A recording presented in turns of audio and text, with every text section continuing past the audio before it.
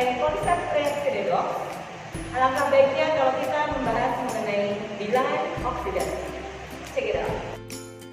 Bilangan oksidasi adalah jumlah muatan suatu atom atau unsur dalam suatu senyawa.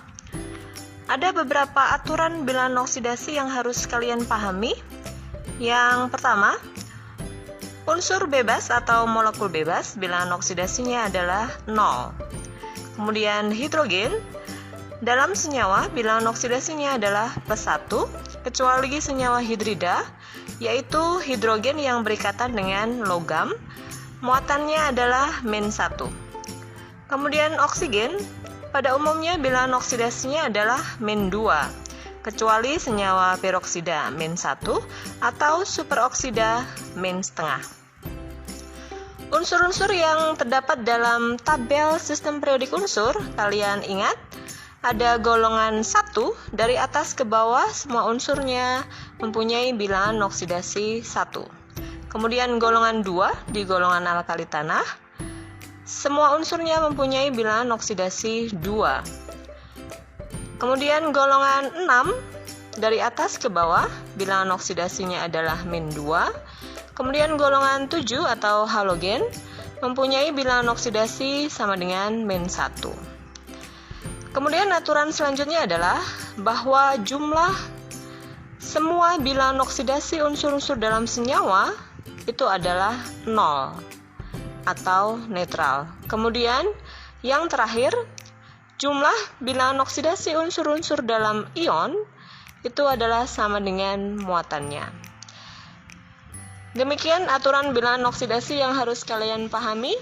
Agar lebih jelas memahami mengenai reaksi oksidasi, bagaimana penurunan dan kenaikan bilangan oksidasinya, akan Ibu jelaskan dengan contoh sebagai berikut. Baik, agar kalian lebih paham lagi bagaimana menghitung bilangan oksidasi suatu unsur dalam senyawa, berikut akan Ibu beri contoh ya. Oke, contoh yang pertama, S dalam HSO4 main. Seperti aturan bilangan oksidasi yang sudah Ibu sampaikan, bahwa H itu 1 ya, kemudian ditambah S yang kita cari, kemudian ditambah O sejumlah 4, jadi 4 kali bilangan oksidasi O itu adalah -2, sama dengan, karena ini berupa ion, maka jumlah bilangan oksidasi semua unsurnya adalah sesuai muatannya, yaitu -1. Nah, dari sini kita hitung, berarti ini 1 ditambah S, positif dikali negatif menjadi -8 di sini, sama dengan -1. Kemudian kita pindah luas, S di sini, kemudian -1 tetap, +1 pindah luas menjadi -1, kemudian -8 pindah luas menjadi +8. Dari sini akan ditemukan bahwa S itu adalah +5. Oke, begitu. Kemudian contoh yang kedua, Mn dalam KMnO4. Seperti kalian ketahui, K di sini termasuk dalam golongan alkali. Nah, berarti bilog dari K adalah 1 ditambah Mn yang kita cari, kemudian ditambah 4 kali bilangan oksidasi O tadi adalah -2, sama dengan 0. Kenapa 0? Karena di sini adalah senyawa yang muatannya netral, yaitu 0. Oke, kita hitung 1 ditambah Mn ditambah -8 ya di sini, kemudian sama dengan 0. Kita pindah luas, Mn sama dengan -1 ditambah 8 sama dengan +1. Jadi Mn dalam KMnO4 sama dengan +7. Kemudian ada contoh lain, misalkan Fe dalam FeCN 6 kali -3.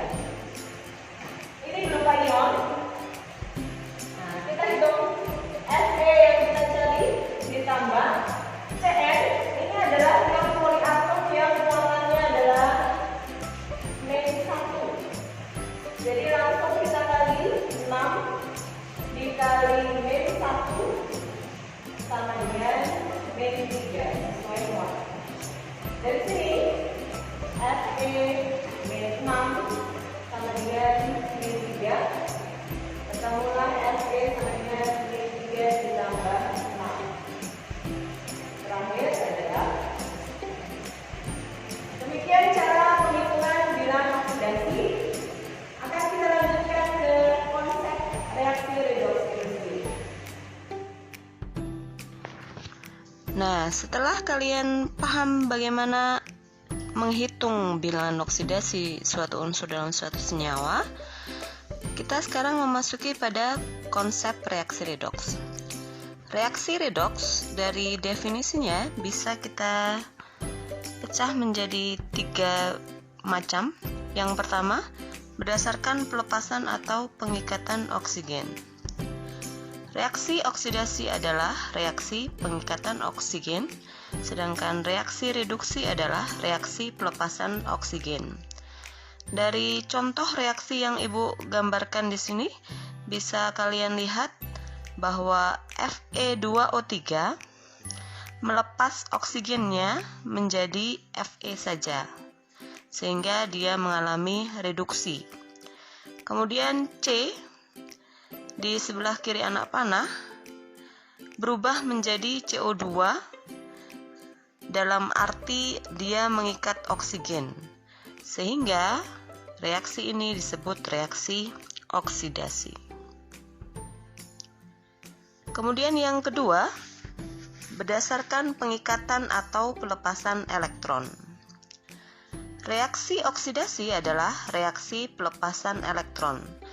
Kalian bisa perhatikan di sini posisi dari elektron itu sendiri.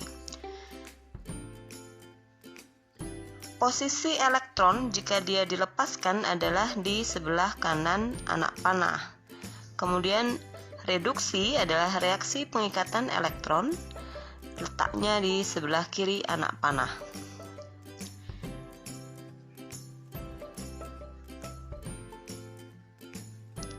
Kemudian yang ketiga, konsep redoks berdasarkan perubahan bilangan oksidasi. Yang pertama, reaksi reduksi adalah reaksi di mana terjadi penurunan bilangan oksidasi. Dari contoh bisa kalian lihat bahwa bilangan oksidasi dari Fe turun dari +3 menjadi 0. Kemudian reaksi oksidasi adalah reaksi di mana terjadi kenaikan bilangan oksidasi. Di dalam contoh bisa dilihat dari C yang bilangan oksidasinya 0 berubah menjadi +4. Nah, demikianlah konsep reaksi redoks.